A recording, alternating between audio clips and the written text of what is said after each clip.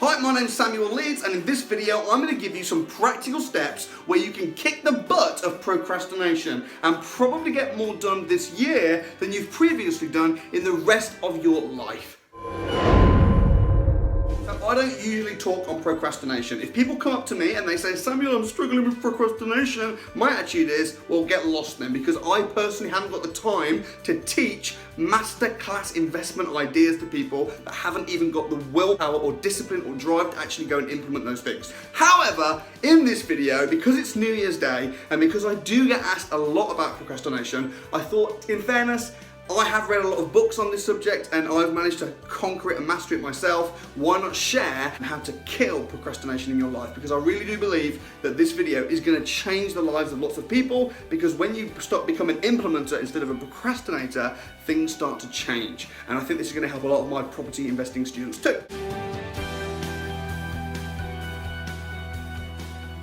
Step number one is to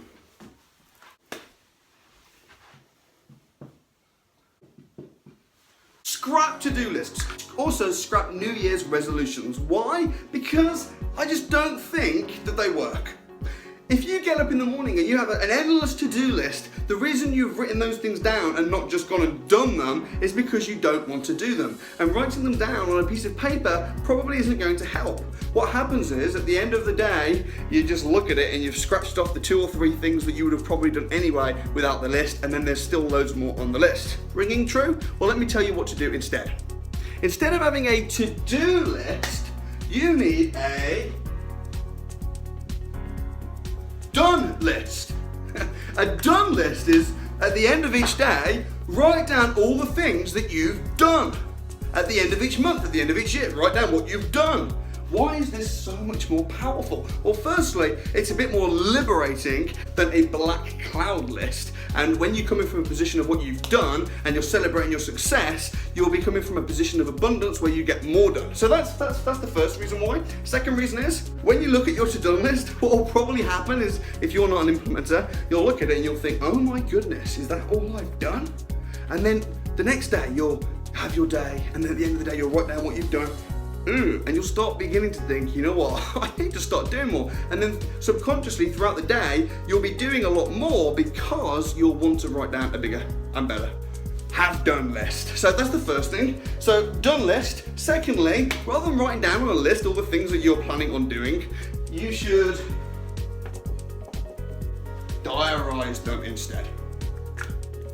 I need to go shopping today. Great, what time? Write it in the diary. When it's in your diary, it gets done. When it's on a scrappy bit of paper in a big long list, it just sits there haunting you forever and ever. Step 2. In step 2, I really want to get to the root of the problem, which is why you procrastinate. Why do you feel the need to procrastinate? And if you're like most people, probably this is not your fault. The reason that you probably procrastinate is because you've just got too much to do. You've got all these jobs, all these things, and while you're working on one, then suddenly you've got emails, you've got people phoning you about others, and you're just constantly trying to pick and jewel towards what you do, and then you end up not getting very much done at all because of this procrastination. If that sounds familiar, then step 2 is going to be really, really valuable to you.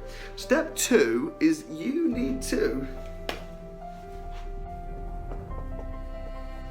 do less.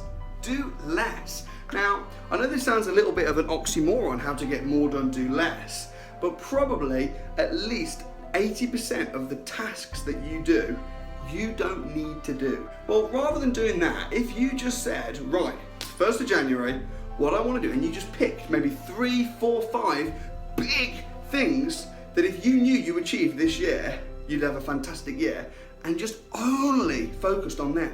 Don't worry about anything else. All these little things that come in, these urgent emails that just, if you're on holiday after a week would sort themselves out, all those types of things, just don't do it. Unless it's going to be working on your 3 to 5 big goals that are going to give you the year you deserve, then just ignore it.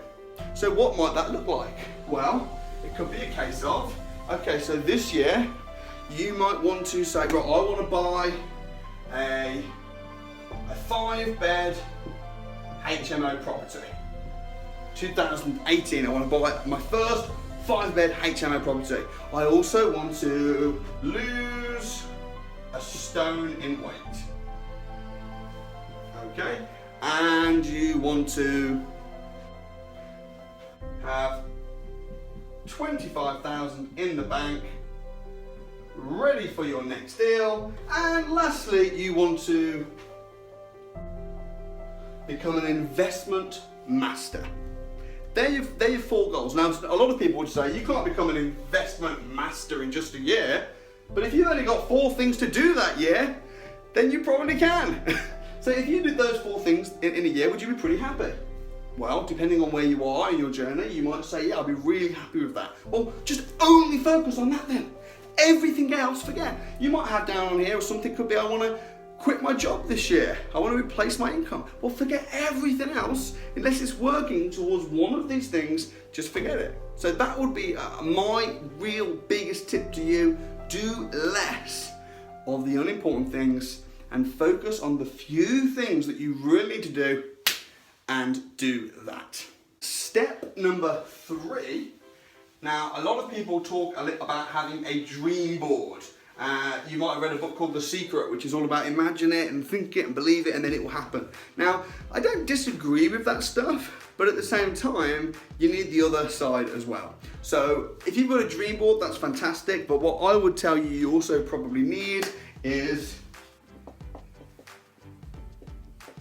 a nightmare board. What is a nightmare board? What a dream board is, right, these are all the things I want to achieve, and then you put them on a board and then you visualize it and you see it every day, and it makes you feel nice and happy, and it's supposed to motivate you to do it, which is great because there's the pull, but there also needs to be a push from the pain as well. So what would be the benefits of losing a stone?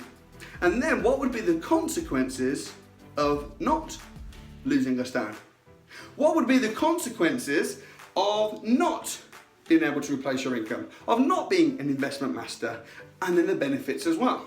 And how I would say to do this, if you really want to make it work, is for each one of your big goals, get a piece of paper and write down the pluses and the minuses, 1 through to 25. So, great. You've got your goal. What are the benefits and advantages that will come to your life if you achieve that goal? And then you need to write down, list 25 things that will benefit you and advance your life if you do them. Now what will happen is after you'll probably write down 10 things really quickly, and then the other 10 will be really hard, and then the last 5 will be a nightmare. You'll be thinking, oh my goodness, what? And it will take you ages to do this, but those last 5 are the ones that are really going to push you to make sure it happens. And then negatives. What would be the negatives of you not doing this? Write those down. And again, it could take a long time to think of 25, but write down 25, and then suddenly what will happen is you'll have your goal, you'll have 25 reasons to do it, 25 reasons not to do it, and trust me, it will happen. So scrap your to-do lists and have a done list and diarise what you're going to do. Do less of the unimportant things and focus solely on the few big tasks that are really going to make a difference to your life. List all the positives of doing it, all the negatives of not doing it. And lastly, a little bonus tip, rather than having your big goals annually, have them quarterly. And smash each quarter of the year with your big things, and then in a year, my goodness, that is how you're going to have the best year of your life and achieve more this year than you potentially have the whole rest of your life. A few books I'd recommend quickly. I talked about Tim Ferriss. He's written a book called The 4-Hour Workweek. This is an absolutely incredible book, and it talks about how literally you can outsource everything and live the life of your dreams working only 4 hours a week. Really good book. Next is a book called The Slight Edge. Again, this is absolutely fabulous. I read this when I was 17 years old and it really changed my life.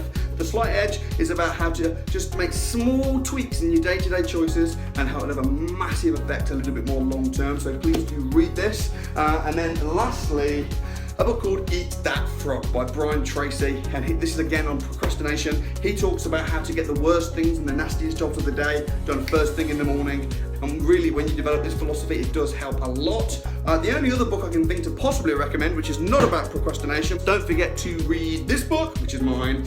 I might be a little bit biased, but this is incredible. Check it out on Amazon, or you can get your free copy of Buy Low, Rent High below on the link. And this really is a life-changing book, but there's no point reading it if you're just going to procrastinate. So read this when you're ready, and this is a manual that will change your property investment future forever. So I hope that was helpful, and I'll see you next time.